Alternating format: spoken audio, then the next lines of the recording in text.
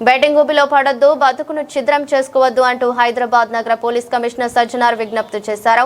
IPL season మొదలవుతున్న తరుణంలో క్రికెట్ను కేవలం క్రీడగా ఆస్వాదించాలని, బెట్టింగ్ ఊబిలో పడి జీవితాలను నాశనం చేసుకోవద్దని సూచించారు. గతంలో say no to betting apps ప్రచారం ద్వారా వందలాది యాప్లను ప్రభుత్వం నిషేధించినప్పటికీ ఇప్పుడు టెలిగ్రామ్, వాట్సాప్, ఇన్స్టాగ్రామ్ వంటి సోషల్ మీడియా వేదికగా ఇదంతా కొత్త రూపం దాల్చిందని, కేవలం డబ్బు కోసం ఇటువంటి ప్రమాదకరమైన యాప్లను ప్రమోట్ చేసే సోషల్ మీడియా ఇన్ఫ్లుయెన్సర్లపై కఠిన చర్యలు తీసుకుంటామని హెచ్చరించారు. బెట్టింగ్ వల్ల అప్పుల పాలై కుటుంబాలు రోడ్డున పడే పరిస్థితి తెచ్చుకోవద్దని హితవు పలికారు. మీ పరిసరాల్లో ఎవరైనా బెట్టింగ్ కు పాల్పడుతున్నట్లు తెలిస్తే వెంటనే డయల్ 100 లేదా మా వాట్సాప్ నంబర్ 9490616555కు సమాచారం ఇవ్వాలని ప్రజలను కోరారు. అందరికీ నా తరపు నుంచి, హైదరాబాద్ పోలీస్ తరపు నుంచి పేరు నమస్కారాలు. రేపటి నుంచి ఐపీఎల్ సీజన్ స్టార్ట్ కాబోతుంది. ఆ స్టార్ట్తోనే మళ్ళీ బెట్టింగ్ మరియు బెట్టింగ్ యాప్స్ ఒక సీజన్ కూడా స్టార్ట్ అయిపోతుంది.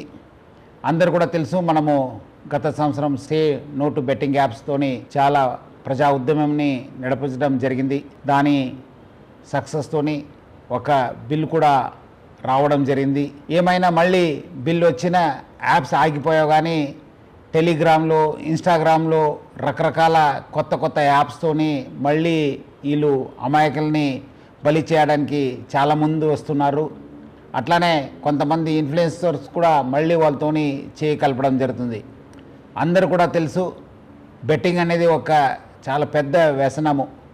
దాని నుంచి చాలామంది బలి అయిపోయినారు, చాలామంది డబ్బులు పోగొట్టుకున్నారు, ఫ్యామిలీస్ నాశనమైనారు, మనశాంతి కోల్పోయినారు. సో అందుకు మనందరూ కూడా ఈ బెట్టింగ్ యాప్స్ నుంచి దూరం ఉండాలని చెప్పి నేను మరీ కోరుతున్నాను.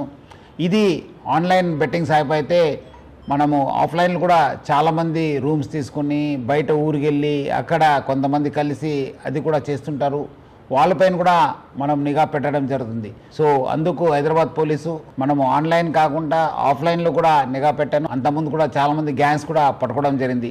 సో అందుకు హైదరాబాద్ పోలీసు ఆన్లైన్ మరియు ఆఫ్లైన్ బెట్టింగ్ పైన చాలా నిఘా పెట్టడం జరిగింది. పాత ఆఫెండర్స్ ఎవరున్నారు, అంతకుముందు ఎక్కడెక్కడ చేశారు, దానిపైన కూడా నిఘా పెట్టడం జరుగుతుంది. అట్లానే మన సైబర్ క్రైమ్ టీమ్స్ కూడా అలర్ట్ చేసి స్పెషల్ టీం ఫామ్ చేసి ఇన్స్టాగ్రామ్లో కావచ్చు, మన టెలిగ్రామ్లో కావచ్చు, అట్లానే వెబ్సైట్స్ ఏమేమి కొత్తగా వస్తున్నారు, ఎవరెవరు సోషల్ మీడియా ఇన్ఫ్లుయెన్సర్స్ దీన్ని ప్రమోట్ చేస్తున్న పైన కూడా చాలా గట్టి నిఘా ఏర్పాటు చేయడం జరుగుతుంది. అట్లానే చాలామందికి చాలా రకరకాల సమాచారం వస్తుంటుంది. ఎందుకంటే చాలామంది సోషల్ మీడియాలో కూడా యాక్టివ్ ఉంటారు. మీకేమాది